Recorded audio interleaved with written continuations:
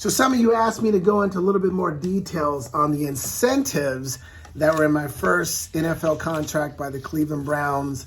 I alluded to the fact that there's some incentives in our contracts that are unrealistic when it comes to achieving them. And if you didn't see the video on the contract, go check out that TikTok. So let me just give you an example. So I signed a 2-year deal with the Browns in my first contract. And if you recall, I tore my ACL ligament up in minicamp that first year. So all of the incentives that were in year one, unrealistic. Throw them out the window because I couldn't play that year. I was rehabbing my knee.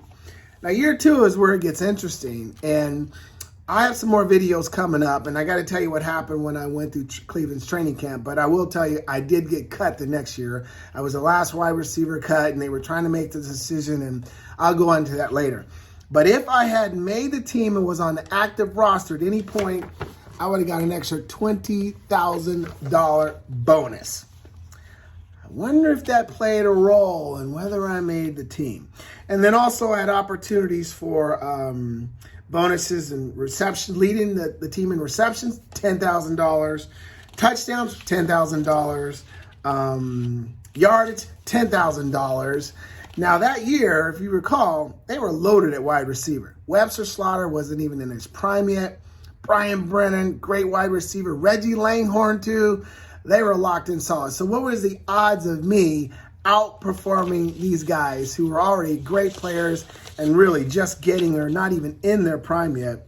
And then if I made the Pro Bowl, $10,000. If I was all pro, $10,000. So you see, those were unrealistic. There was no chance that I was going to hit those numbers.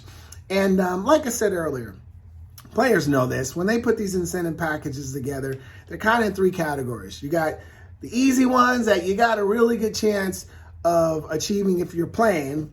And then that middle one is like if you really work hard, you have a above average year, have a good year, really good year, yeah. But then there's that third one that's just like, no way, unless just something incredibly amazing happens. But, and yes, I know some of you guys are wondering this. And yes, there are times when the teams do kind of mess around a little bit to make sure you don't hit certain incentives. Oh yeah, I've seen it happen, and it definitely happened to me at one point in my career.